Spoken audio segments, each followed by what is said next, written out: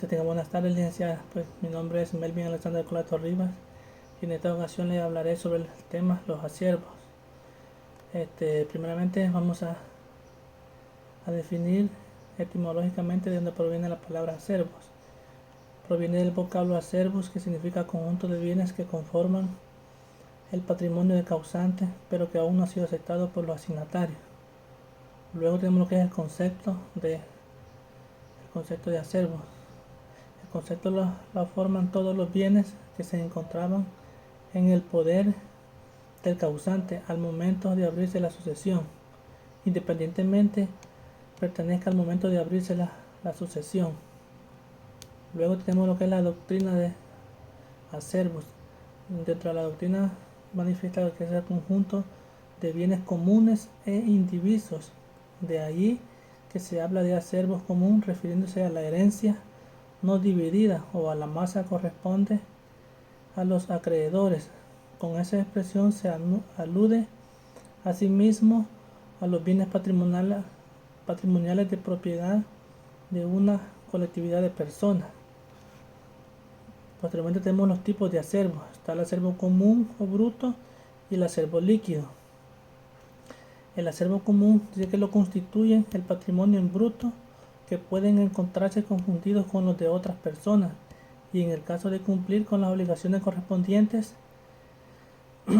el acervo común o bruto debe liquidarse o separarse. Acervo líquido. Una vez efectuada la separación de patrimonios, queda el acervo líquido. El acervo líquido es pues el patrimonio del difunto, separado de otros bienes con que se encontraban confundidos y al que no se han deducido las bajas generales de la herencia.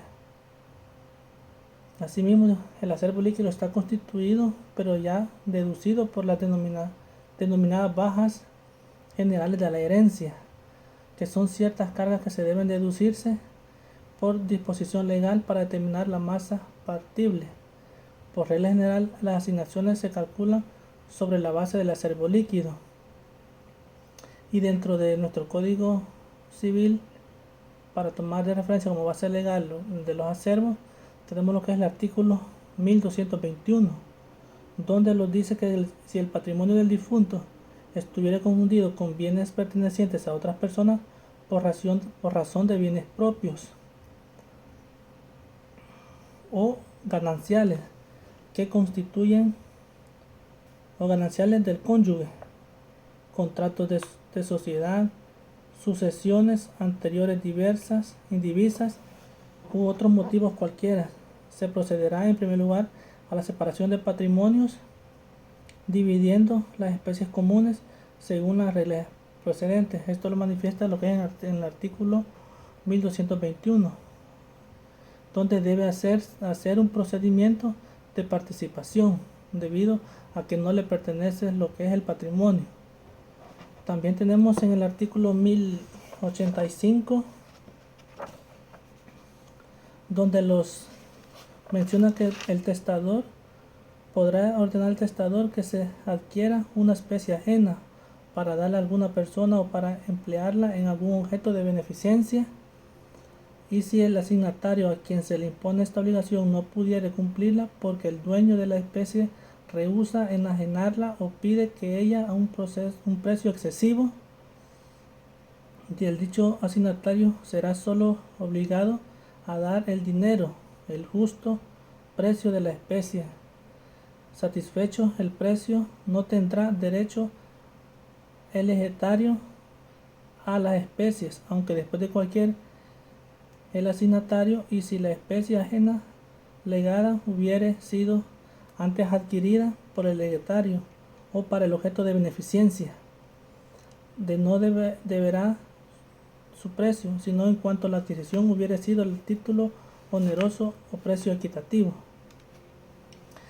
También esto lo que los da a conocer es que de toda herencia nace líquida, porque debe hacerse las deducciones y volverse líquidas, disponibles a la ley, y el testador, porque los bienes constituyen a una herencia del causante y queda por restar bienes.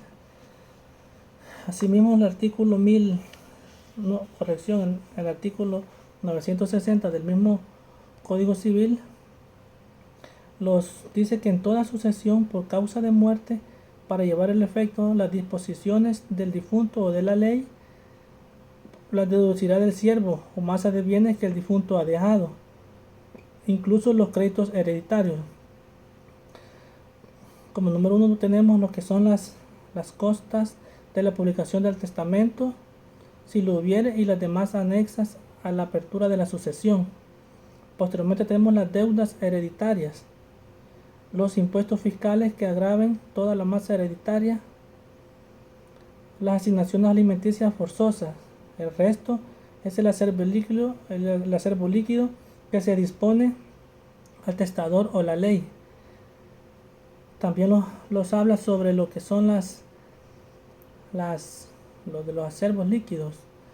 También es importante señalar que todo acervo puede nacer líquido o pasar por el procedimiento de participación. Son aquellas que se hacen el acervo antes de cumplir el testamento de las disposiciones por la ley. Además, las costas de publicación del testamento y las demás inherentes a la apertura de la sucesión incluye la guarda y aposición de sellos, posesión efectiva, fracciones de inventario y tasación, apertura y publicación del testamento cerrado. También tenemos lo que son los impuestos fiscales que agraven toda masa hereditaria. Esta norma es una reminiscencia histórica.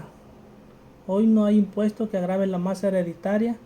Hoy la ley agrava las asignaciones y donaciones, y es la ley de impuesto a la herencia y donaciones entre vivos, y esta no agrava la masa hereditaria, sino que agrava las asignaciones.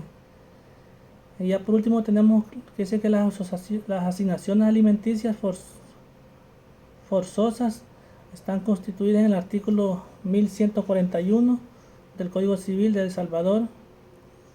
Establece que son los alimentos que se deben por la ley a ciertas personas. Muchas gracias. Feliz tarde.